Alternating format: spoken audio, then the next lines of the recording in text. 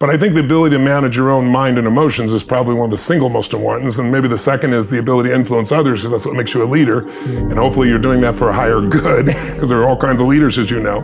But I don't think most people are very good at emotional fitness. Most people are just not as happy as they could be. You know, I did one book, Money Master the Game. It's kind of like this. Yes.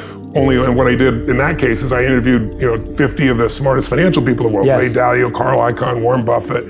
And out of 50 of them, and again, it's in my judgment, I could be completely wrong, and I've spent a lot of time with them.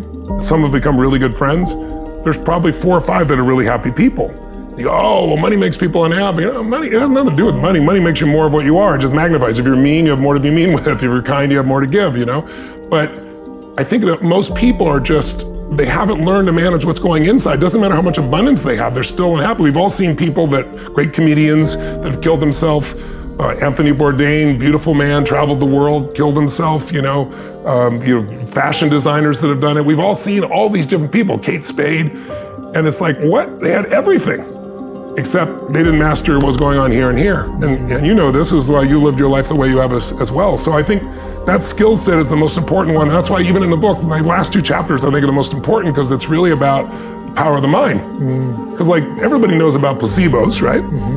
They were only discovered in World War II, and it was discovered by accident. This doctor ran out of morphine, and he's treating these people that are badly injured, and you need the morphine not just so they're out of pain, but so they don't go into shock.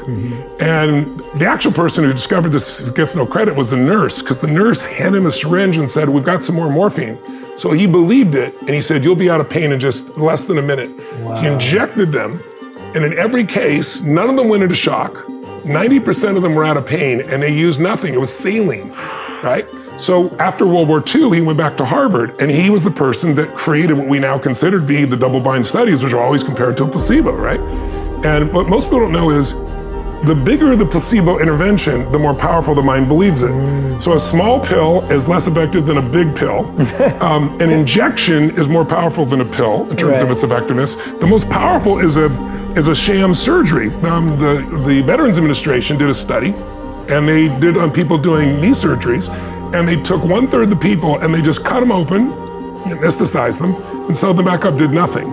A year later, this group, the group that had no surgery, had the least amount of pain, the most amount of flexibility, so they stopped funding those surgeries, to give you an idea. But that's how powerful it is.